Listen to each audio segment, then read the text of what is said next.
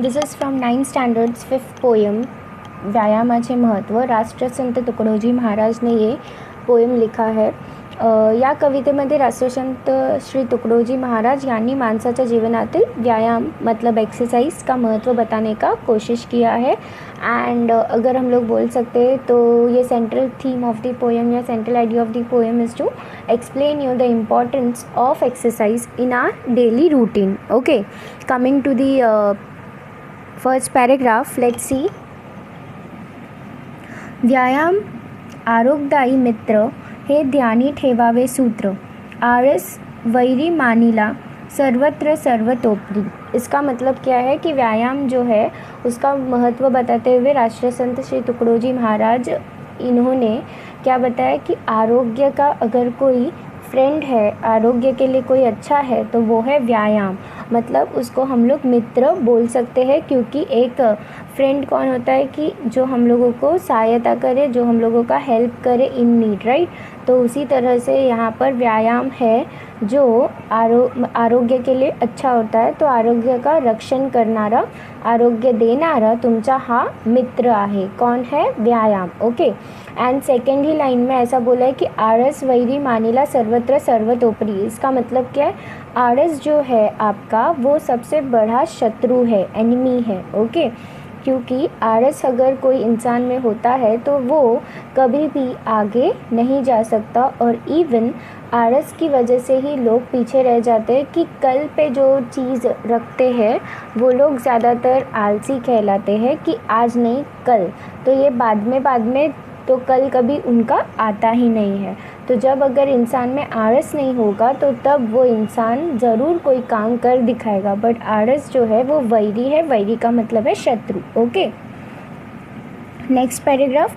व्यायाम विन सात्विक भोजन तेही मारी विकारी होऊन व्यायामे होय अग्निदीपन अन्न पचन सहजित.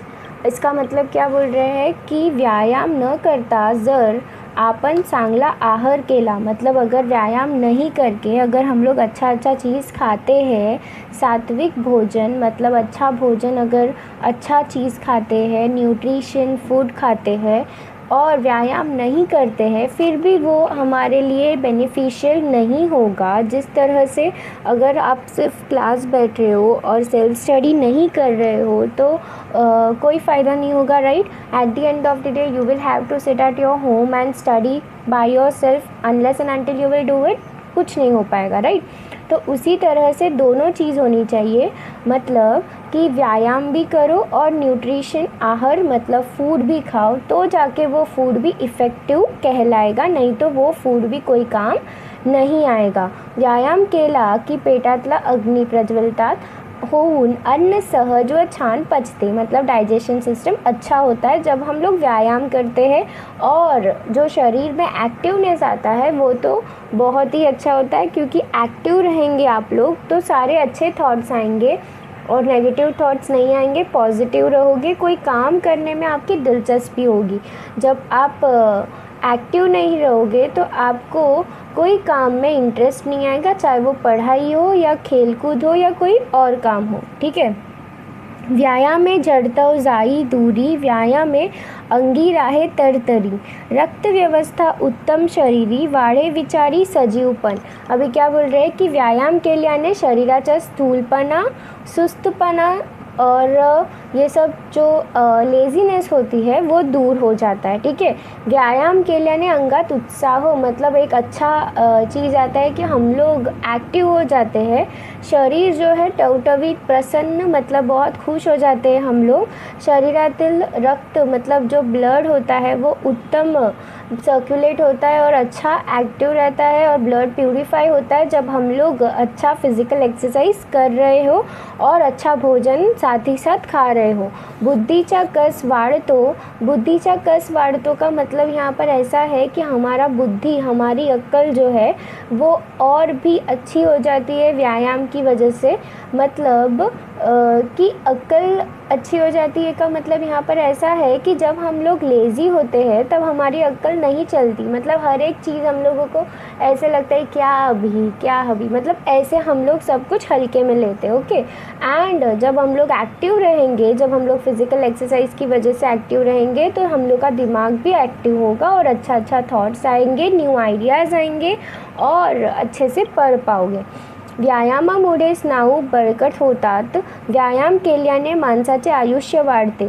अभी क्या बोल रहे हैं कि देखो, व्यायाम में वाढे प्रतिकार शक्ति, मतलब इम्यूनिटी सिस्टम।